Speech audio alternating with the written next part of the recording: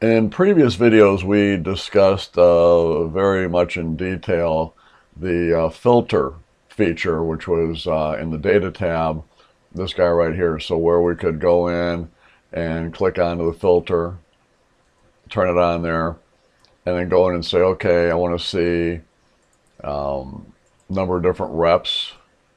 Matter of fact, let's say we want to see Adams, I want to see Harry, Hendricks, and DeVolio. Let's say those four. So I hit OK on that. I'd filter down to those.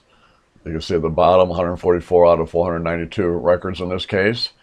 And I'd also like to see in there a number of different products. So let's just say I want to see Chang and chocolate and a few more things here, right? Hit OK on that, and there we go. So I'd end up with a list like that. Now, it looks like a normal list. You, having been the one that set up the criteria, know what that criteria was, and therefore know what this is, right? But anybody on the outside that doesn't know the criteria, they might know that there was some criteria put in here to filter it down, but overall, by just looking at it, you can't tell that we had picked certain sales reps and certain products that we wanted to see only, you know, of these transactions. But you wouldn't know, I mean, you know what they are here, but you wouldn't have thought of that way. You might be saying to yourself, well, maybe it was picking the companies, or maybe it was picking the certain date range or something like that. So it's very hard to tell what your criteria is. That's my bottom point here, bottom line with that. So I'm going to go and turn off the filter, get back to square one, and I want to show you another filter, another alternative to filter, and that is the advanced filter, and this is found in the data tab. Now, to use this, what you need to do is have data, obviously, but then have an area that's set aside for specifying the criteria that will, in essence, allow us to filter down to whatever records we want to see.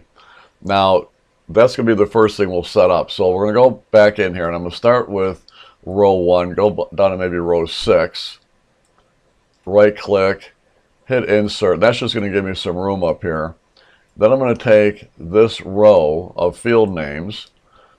I'll right-click it, hit Copy. I'll go up to maybe row 2, right-click it, hit Paste, and then hit my Escape key to get rid of those ants. And there we go. So this would be the minimal that you'd have to do to accommodate using this advanced filter tool. So now the next thing is I'm going to right off the bat specify what I want to see. And what I'm going to do is I'm going to type in, let's say, Hendricks. All right, enter that in. And I'll just start out with that, so just with Hendricks, right? Now, to get this whole thing going, after that, I'll click on Advanced, and it'll bring up this little dialog box. So one of the things it wants to know is the list range. Right now, it figured out my range going from B8, which includes the field names, that row, all the way down to row 500 here. So we've got quite a few transactions. We could have more, but I just kind of kept it kind of limited here so that we had a little control here and it wouldn't look too overwhelming.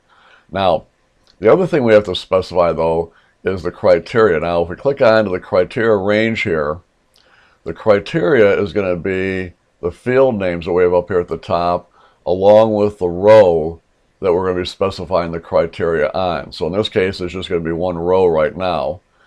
So we'll do that. We don't have to worry about it giving us unique records because we have no duplicates in here. All right. Back in the old days, you might have had a lot of duplicate records that were exported out, maybe from your accounting system, and therefore we wanted to guard against getting those, you know, as far as a listing. So you might have a bunch of duplicates in here. This would allow you to ferret out the duplicate data. We're not going to bother with this because we have no duplicates. So we'll take care of that. So once you've done all this, we'll go ahead and hit OK. And there it goes. So now you can see that all we have is Hendricks. If you look at the bottom here, it'll tell you they've got 38 out of 492 transactions that are Hendricks. Now, if we want to go a little bit deeper, we might say that we want to look at Hendricks selling to, let's say, the umbrella corporation, right? So we're going to go over here to parent company. We're going to type in umbrella corp, just like that. Hit the enter key. You could even type in an abbreviation or an abbreviated version of it. You don't have to do the whole thing. You could just type in just umbrella, you know, because we don't have too many umbrella companies. So we can just do umbrella even, right? So either way. Then we'll go back into the advanced. All this is already set up, so we just hit OK. And now there's your umbrella corporation for Hendricks. So it's Hendricks's umbrella corporation sales. Pretty good.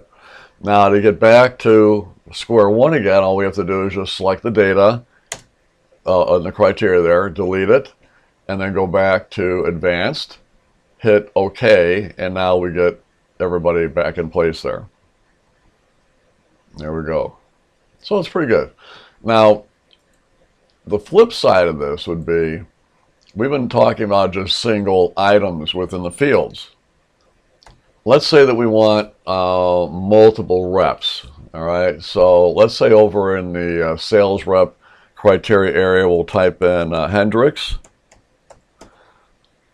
And again, you can just type in part of the name because there's not too many other reps in there with the same, you know, beginning part to their name. So you could type in like that or type in H-E-N-D and that would still work.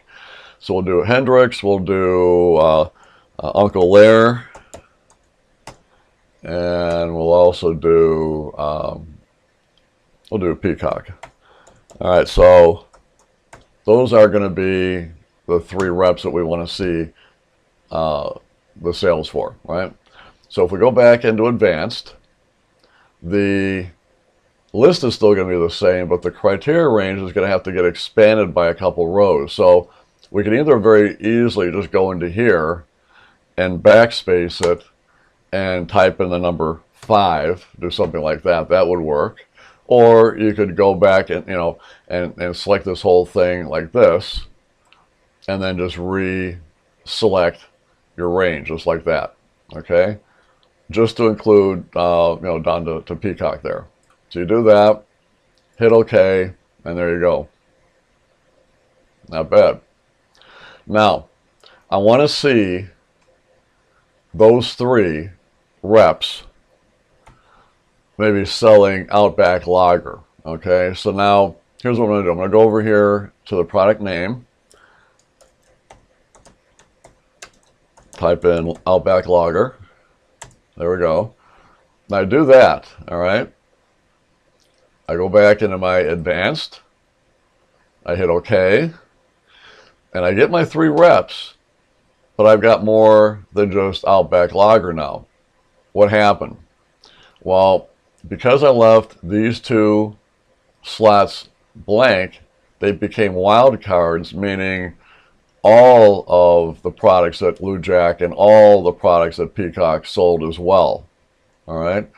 So in order to get this to work right, I need to put Outback on all 3. Now I can very quickly just go ahead and just copy that down like that, and that would work. So I do that, go back to advanced, hit OK, and there we go.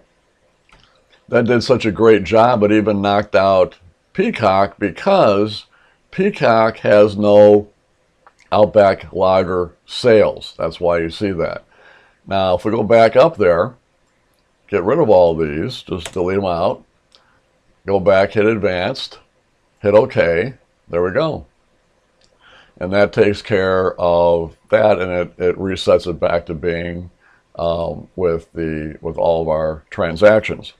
Now, to expand this a little bit further, let's say that we want to see the sales since, let's say, January 1st, 2018. Okay, so that means that we would go to the date area here, type in 1/1/2018, enter that in, go back to advanced, For the range now, we need to redo it for the criteria because we no longer have, you know, 2 more lines of criteria. So we'll just go back and reselect that, right?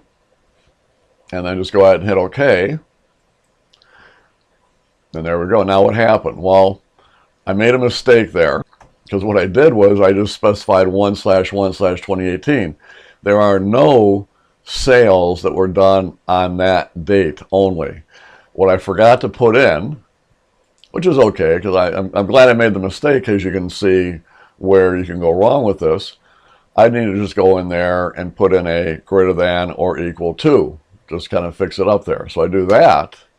Now go back to advanced, go back to OK, and now there we go. So you'll see everything from 2018 on. So you won't see any 2017 or 2016s in there. All right. Now, if you wanted to see just the first quarter of 2018, so from January 1st through March 31st, what are you going to do there? Well, the mistake would be to go down to here and put in, let's say, less than or equal to 3/31/2018. That won't work. What it'll end up giving us are all of the transactions after this date and before this date, which basically will give us everything. All right, so I'm not even going to waste your time showing that to you. What we need to do is set up another order date field in our criteria. Now, an easy way to do that would be, because, you know, each of these have different widths and all that, I don't think I'd want to put it right after this one, so like nudge it in there and push everything over. So what I'm going to do is I'm just going to click onto this one, right click it, hit copy, go over to here, right click it, and paste it in there. So that'll fix it.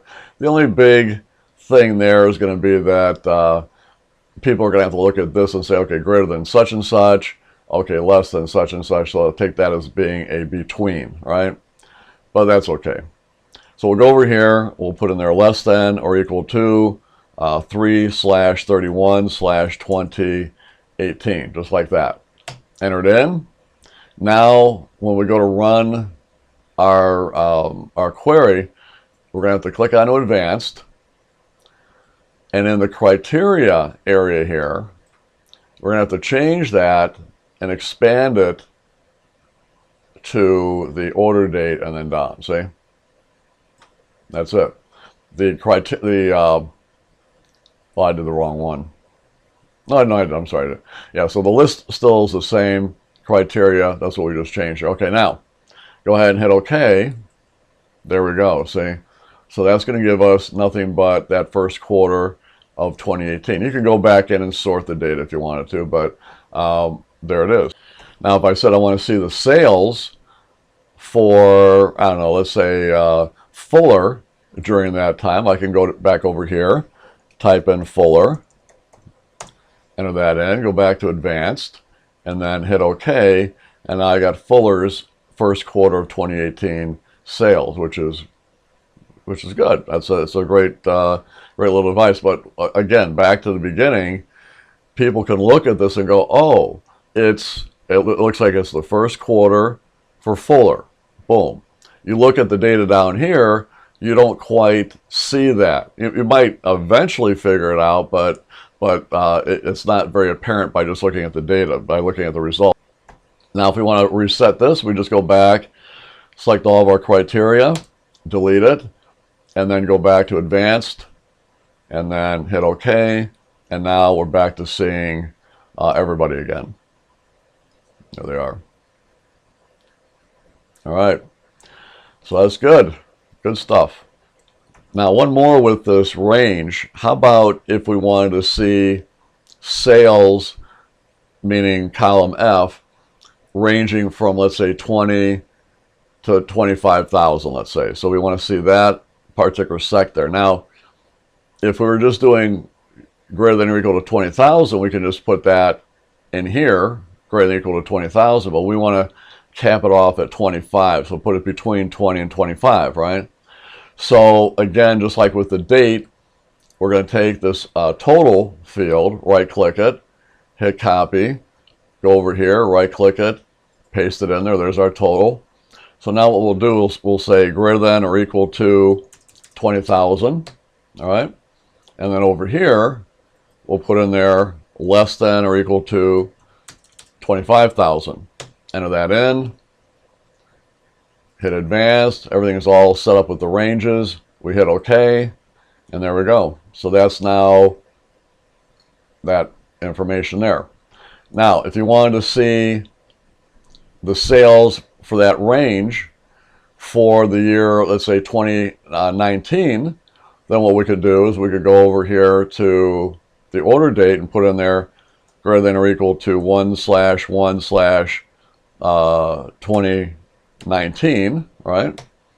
And then over here on our order date that we've already set up, it'll be less than or equal to 12/31/2019, right? There we go. Go back to our advanced. I don't know if we're going to get anything, but we'll hit advanced. All the ranges are correct, so we hit OK, and there we go. We'll take a look at that. There we go. Now, little trick here. In an earlier video, I showed you how to use the subtotal function, and I said that the main reason for the subtotal function, let's say to add up a range of numbers, is that the subtotal sum will not add up hidden numbers. So what would be really cool is when we get done, doing whatever kind of filtering here, to know the total dollar amount of that which is displayed. Okay, that's of our filtering result here. So what I'm going to do is I'm just going to go to here. I'm just going to pick a cell, this one right here, and I'm going to say I'm going to call this one filtered sales. All right, let's call it that. And I can even maybe go to this guy here, go to home, hit my little format painter, click onto here, and then I can get that formatting that I had over here, just to make it look nice. Now, to do this, now we've already got it filtered here, and I know that my data range is basically as far down maybe as about row 501, let's just say. I'm just going to give it a little bit extra here, so down to 501. So watch this. We're going to type in equal, type in SUB, all right, and then there's our subtotal, right? And I want to do a sum. In other words, I want to add up this range, right? So I'm going to go here to number 9, which is the sum, double click that, comma, and then I'm just going to type in the range. Now in this case, the range is going to, this is for column F, by the way. This will go basically from F9 through, and I'll just put my little colon in there. So because we figured that the labels are on row 8, then the data has to be on row 9. So from row 9 down to maybe F, as we figure, maybe 501. All right, we'll close that up. So enter that in. And then what we'll also do maybe is take the formatting of this cell. So I'll just kind of click onto here, hit my little paintbrush, click onto here, and now I've got a nice, formatted number. So this criteria that produce this data, this total of the column of the numbers being displayed is that number right there. Now, if I go in there and I say, okay, now I want to go a little bit further and see just the sales for Jagger. Okay, so I'm going to type in Jagger in there, right? Just do that. And then what I'll do is go back into my data tab, hit advanced, right? Everything is all set up here, so we'll go ahead and hit OK. And there we go. Now, what happened is that the row that field was on, or that total we had there, just got erased. I forgot about that part here. Let's do this. I'm going to hit undo. All right. That was good. I'm going to take this and I'll put it, let's say over, I'll just put it over here. There we go. Sorry about that. So, and then the formula, I'll the formula got lost here, so we're going to go ahead and I'll just go ahead and put in there again. So I'll just do equal SUB, and we'll do our subtotal there. Okay, number 9, comma, and we're going to go from F9 through F501. There we go. All right, so I'll take the formatting from here. Do that. There. Now it looks good. Now, so there's the sales for that. Now I'm going to go back and I'm going to delete out Jagger. Go back to the data tab here. Hit advanced. Hit OK. Redoes it. All right. So now I'll type in Jagger again. Let's just get this to kind of refresh here. So there's Jagger again. Now I'll go back into my advanced. All right. And the criteria should be, oh, yeah, the criteria is good there. So that's all right. And then we'll go ahead. I think we gotta go out just a little bit more with that. To there. There we go. Hit OK. There we go.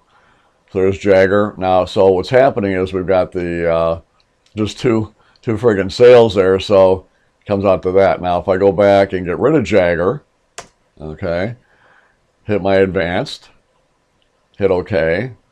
Now we see that much. Now, if I decide I want to get rid of the dates, I don't want the I'll tell you, we'll get rid of the amounts. So we'll delete that. All right. So now what we want to do is we want to see the sales just for the year 2019 and want to know how much that is as well. So now all we have to do is go back and hit advanced, hit OK, and there we go. And now that range, those are our total sales. Now if I go back in there and delete this, and then go back and advanced, hit OK. There's our total from before. All right, and you will see, let me get rid of that, you will see the 9 million. So if we have, just with just seeing all of our records, we have a total of a little over $9.8 million there. No criteria, so not bad. Now, one last thing I want to show you, and that is with the outputting the result, instead of it filtering in place here, actually putting the result somewhere else. So I'm thinking of maybe we'll put the result like right next to it here. We have a little gap there, so we'll put it right here. So we're going to put a filter in place, and instead of it changing this, it'll just give us the output over here. All right. So how do we do that? Well, first of all, let's come up with a, let's say we'll just do a sales rep again. So we'll type in Adams this time. All right, so there we go on Adams. All right. Now, we'll go back into our data tab. We'll go back to advanced. All right. We'll check our range. I think the criteria range should be okay. Yeah, we're good on that. And now the other thing is telling it that instead of filtering in place, we're going to copy it to another location. So we're going to click onto here, right? And then for the copy to, where do we want to put it? We'll put it like right here, all right? So that'll be it. That's it. That's all we have to do. We hit OK. And there's all of Adams and all that. Now, of course, you're going to have some problems with the widths here. We can always change that a little bit. It won't really mess too much up with what we have there above there. But there you go. So, pretty good stuff in there. So you can kind of see the advantage of either having it in place or putting it somewhere else. It doesn't necessarily have to be right next to it. It could be on a different sheet if you wanted to do. So I appreciate you sitting through this almost 25 minutes of explanation, but I think this deserves a little credit. I think it's a nice alternative to regular filtering. And it's going to be up to you. You make the decision which way you want to go. Maybe you'll do one way and one another way. Depends. But hopefully you enjoyed the video, and take care.